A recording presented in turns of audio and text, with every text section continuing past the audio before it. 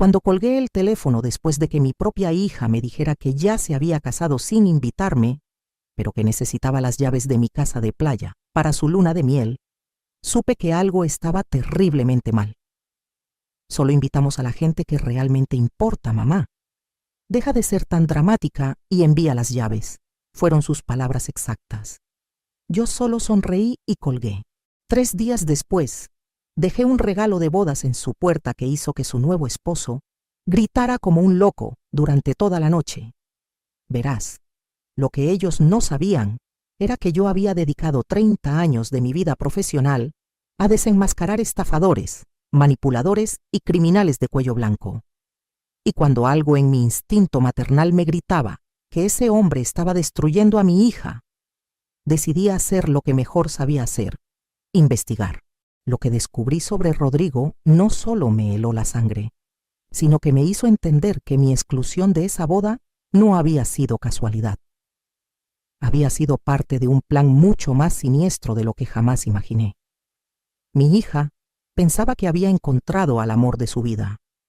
Rodrigo pensaba que había encontrado a su próxima víctima, pero ninguno de los dos contaba con que se habían metido con la mujer equivocada, porque cuando tocas a mi familia, despiertas a una fiera que ha pasado décadas aprendiendo exactamente cómo destruir a personas como él. La venganza que preparé fue tan perfecta, tan devastadora, que cuando Rodrigo abrió ese sobre que dejé en su puerta, su mundo se desplomó en cuestión de segundos. Y lo mejor de todo es que mi hija finalmente pudo ver quién era realmente el hombre con quien se había casado. Sigue mi historia hasta el final y comenta la ciudad desde donde me estás viendo para saber qué tan lejos ha llegado mi relato. Porque lo que estás a punto de escuchar va a cambiar para siempre la forma en que ves las señales de alarma en las relaciones tóxicas. Mi nombre es Carmela Herrera. Tengo 62 años y durante los últimos 35 años he sido madre soltera de Sofía, mi única hija. Cuando mi esposo murió en un accidente automovilístico, Sofía apenas tenía 3 años, y desde ese momento dediqué cada fibra de mi ser a darle la mejor vida posible. Trabajé como investigadora fiscal en la Secretaría de Hacienda, un trabajo que me permitía mantener a mi familia, pero que también me enseñó a detectar mentiras, fraudes y manipuladores a kilómetros de distancia. Durante todos estos años, Sofía fue mi compañera, mi cómplice, mi mejor amiga. Crecimos juntas en nuestra casita de Coyoacán, donde cada domingo preparábamos mole juntas mientras ella me contaba sus sueños. Yo trabajaba turnos dobles para pagarle la universidad privada, para comprarle su primer auto, para darle todo lo que una niña con padre presente habría tenido. Cuando se graduó como ingeniera industrial, lloré de orgullo viendo cómo la niña que una vez me preguntaba si Santa Claus sabía que vivíamos solas, se convertía en una mujer independiente y exitosa. Con mis ahorros de toda la vida, pude comprar una casa de playa en Puerto Vallarta cuando Sofía cumplió 25 años. Era nuestro refugio, nuestro lugar especial donde íbamos cada verano, cada Navidad, cada vez que necesitábamos reconectarnos.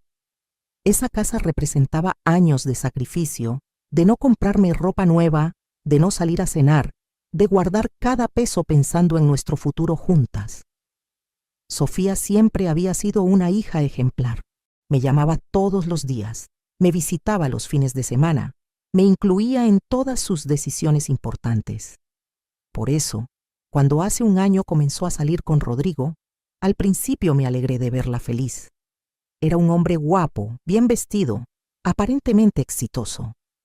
Decía ser consultor financiero y siempre tenía historias fascinantes sobre sus viajes de negocios. Pero algo en él me incomodaba desde el primer momento. Tal vez fue la forma en que me miraba cuando Sofía no estaba viendo, como si estuviera evaluándome, calculando algo.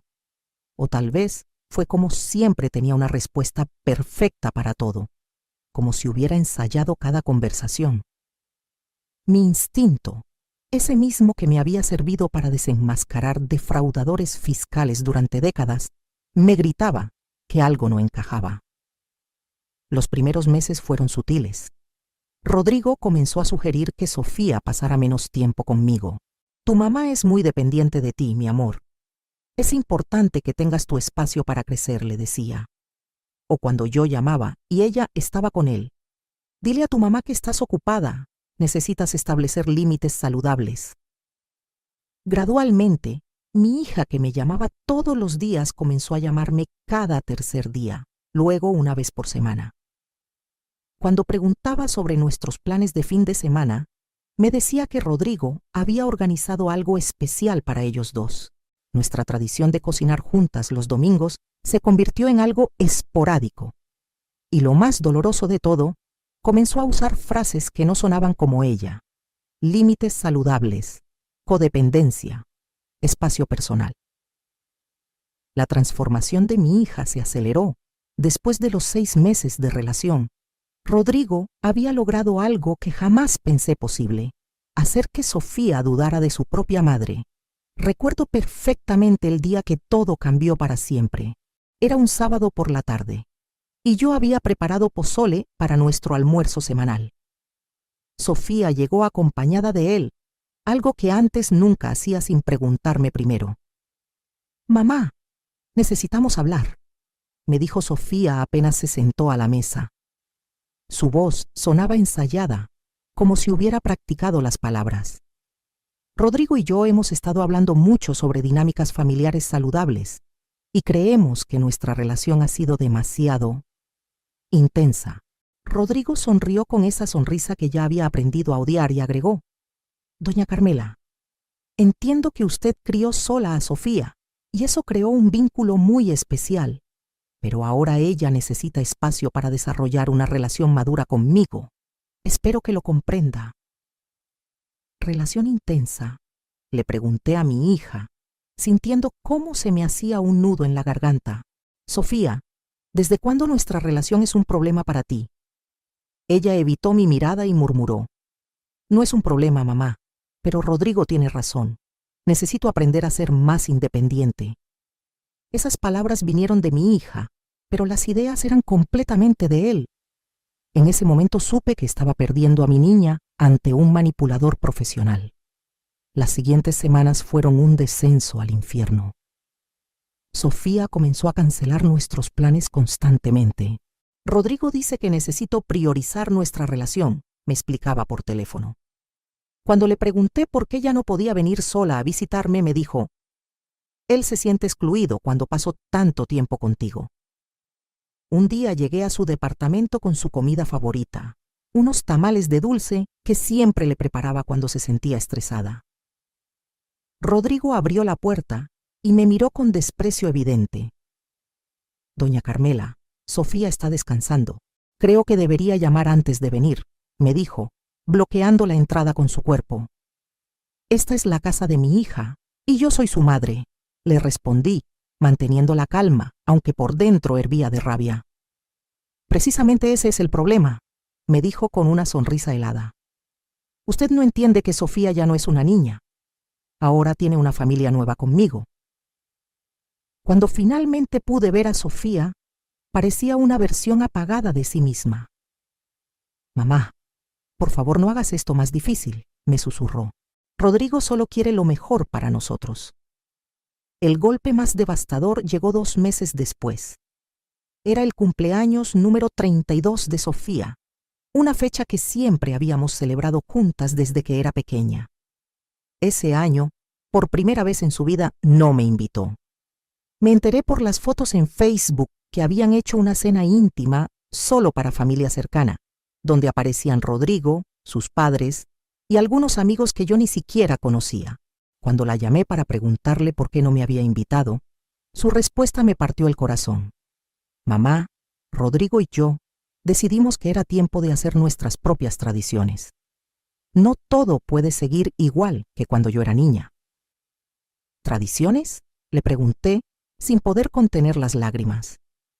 Sofía, yo fui quien estuvo contigo en cada cumpleaños, quien te despertaba cantando las mañanitas, quien te preparaba tu pastel favorito. Eso es exactamente lo que digo, mamá. Rodrigo me ayudó a entender que tengo derecho a crear nuevos recuerdos sin sentirme culpable por el pasado. Esa noche lloré como no había llorado desde la muerte de mi esposo. La niña que había criado por quien había sacrificado todo, estaba borrándome de su vida como si los últimos 32 años no hubieran significado nada. Pero lo que más me preocupaba no era mi dolor, sino la forma en que Sofía había cambiado. La mujer segura de sí misma que había criado se había convertido en alguien que necesitaba la aprobación de Rodrigo para cada decisión.